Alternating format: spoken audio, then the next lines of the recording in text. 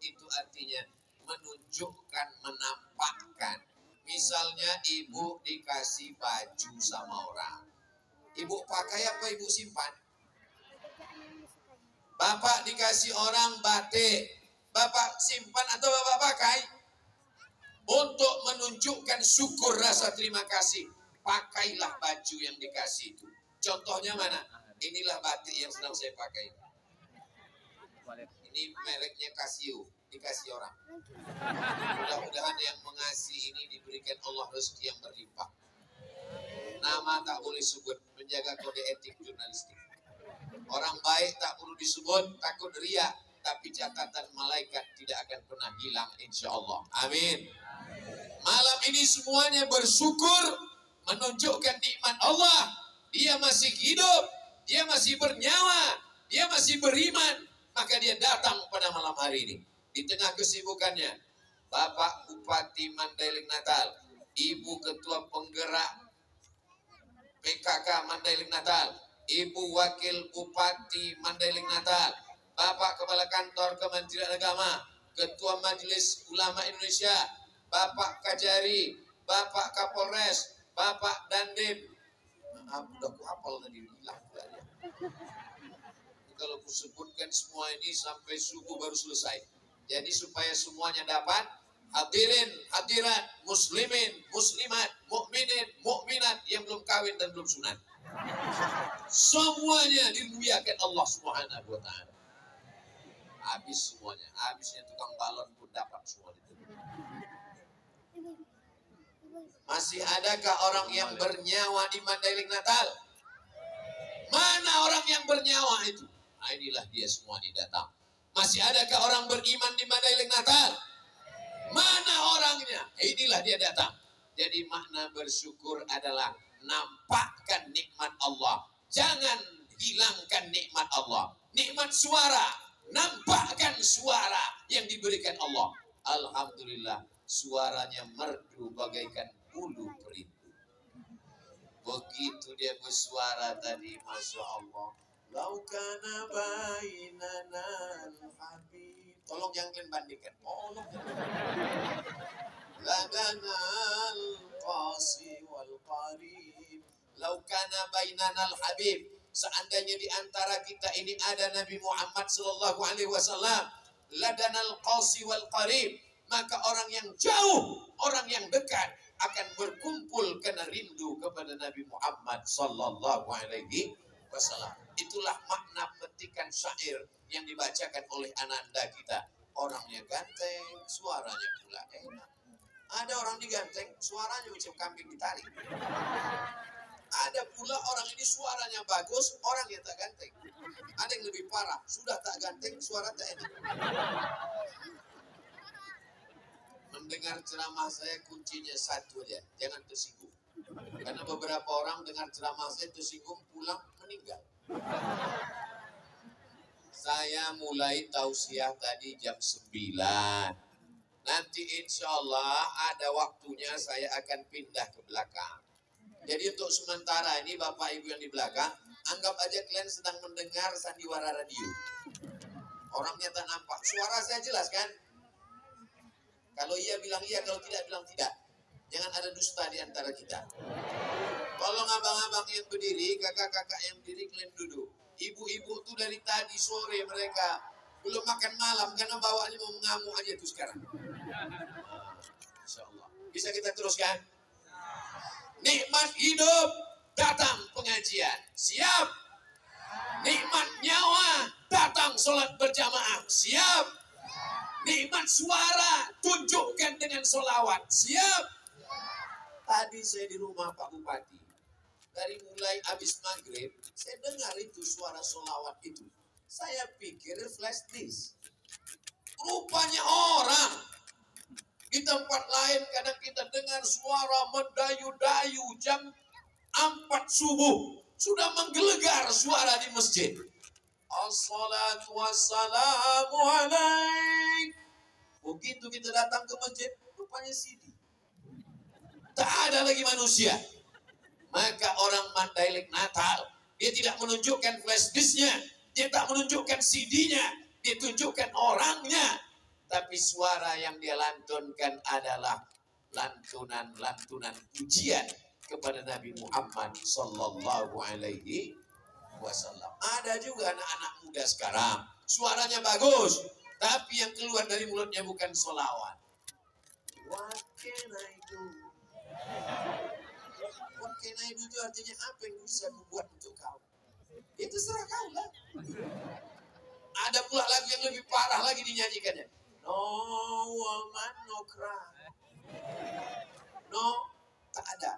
Woman, perempuan. No cry, tak ada tangisan. Tak ada perempuan, tak ada tangisan. Rupanya dia patah hati, putus asa. Akhirnya tak mau lagi kenal perempuan, kawin sama bencong. LGBT. Mau apa negeri ini? Hancur. Kalau kalian tidak tahu cara bersolawat, tak tahu cara memuji Nabi, tak pandai mengeluarkan suara yang bagus, datang kalian ke Mandailing Natal. Jumpai anak muda soleh yang ganteng, yang luar biasa. Allahu Akbar. Baru malam inilah saya rasa iri dalam hati saya. Di tempat-tempat lain biasanya saya lah bintangnya. Malam ini agak redup bintangnya. Luar biasa. Mudah-mudahan Allah memperbanyak anak-anak muda macam ini, insyaAllah. Bapak Ibu yang dimuliakan Allah Subhanahu wa Ta'ala, siap ibu anak-anaknya melantunkan sholawat? Bapak pula yang menjawab. Siap bapak-bapak anaknya melantunkan sholawat? Zaman saya kecil dulu, yang bersolawat, yang menasyid ini tidak seperti sekarang. Zaman sekarang, yang bersolawat, yang melantunkan nasyid, yang melantunkan suara yang indah, anak muda di atas pentas. Zaman saya kecil dulu, oma-oma. Maulid Nabi, Isra Mi'raj, Nuzul Quran, menyambut satu Muharram, yang naik ke atas pentas itu emak-emak. Lagunya biasa aja, lipstiknya 2 inci. Suaranya biasa aja, muka putih, tangan hitam. Bini orang ditonton oleh laki orang di depan orang banyak. Ternyata itu sudah diperbaiki di Mandailing Natal. Makanya namanya Madinah berbenah. Betul? Sekarang kita tak melihat bini orang. Ada Pak Ustaz? Memang ada. Tapi bapak-bapak tak bisa melihat karena ada tembok Berlin di antara kalian. Bapak tak bisa melihat ibu, ibu tak bisa melihat bapak. Aku bisa. Tapi saya ini udah tua, tak sama macam Anda kita tadi. Saya ini udah tua, Bu. Mata saya ini udah tak jelas lagi. Tak bisa saya bedakan mana anak gadis, mana nenek-nenek. Sama. Tapi saya tahu dari bajunya yang di depan saya ini adalah Badan Kontak Majelis Taklim BKM. Masya Allah, jawabannya so sweet. Ini di depan kita ini kamera, bukan jin walaupun matanya merah. Salatullah, salamullah. Coba hidupkan dulu yang handphonenya ada senternya. Atau senter yang ada handphonenya. Atau handphonenya tak ada, bawa senter. Terserah kalian lah, yang penting ada yang menyala. Lampaikan ke arah kamera. Biar supaya nampak orang. Lampunya mati kan Bang? Kalau hidup lampunya, mati kameranya. Salatullah, salamullah ala Taha Rasulillah. Salatullah, salamullah ala Yasin Habibillah. Tawassalna bismillah wa bil hadi Rasulillah wa kulli mujahidin lillah bi ahlil badri ya Allah. Dah, hidupkan handphonenya balik. Matikan handphonenya, hidupkan lampu balik. Sudah cukup 1 menit, cukup untuk Instagram. Tadi tim sudah merekam 1 menit, nanti akan dimasukkan ke Instagram Ustadz Abdul Somad Official yang followernya hampir 7 juta itu. Sombong kali lah Ustadz Somad. Maksud saya yang belum follow. Saya udah follow. Isi Instagram Ustadz Abdul Somad itu Isinya cuman mengendorse aja. Kemarin terakhir endorse sambal goreng, endorse sambal tuk-tuk. Membangkitkan ekonomi umat. Ini Mandailing Natal potensinya luar biasa. Memandang ke kiri, kelapa sawit. Pandang ke kanan, pohon karet. Lihat ke depan, pohon pinang. Pandang ke belakang, pohon durian. Yang kebetulan tak musim, belum berbuah. Negeri ini subur, luar biasa. Begitu sampai tadi, panitia sibuk mencari remote AC. Mana remote AC? Mana remote AC? Saya bilang tak usah. Saya sudah sesuai cuacanya. Adem, ayam, tentram, tenang. Macam di surga Jannatul Firdaus. Kata jamaah, macam pernah aja Ustaz masuk ke sana. Saya termasuk orang yang tak tahan terlalu dingin. Karena kulit saya tipis. Tapi cuaca di Mandailing Natal, di Penyambungan ini memang sesuai dengan saya. Alamnya indah. Airnya luar biasa. Orangnya, oh jangan tanya lagi. Makanannya, nanti kalau aku ceritakan sakit hati dia. Bukan cuma sakit hati, sakit usus. Tadi saya dijamu sama Pak Bupati, ikan masnya segini panjang. Ustaz makan? Enggak. Kenapa? Aku tengok tak ada satu pun yang makan. Aku sangka keramik.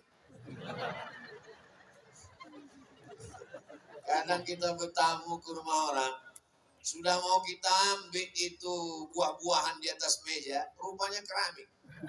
Dikasihnya lah pula kaca, disangkanya kita kuda kepak. Tapi di Mandailing Natal ini, lengkap semuanya.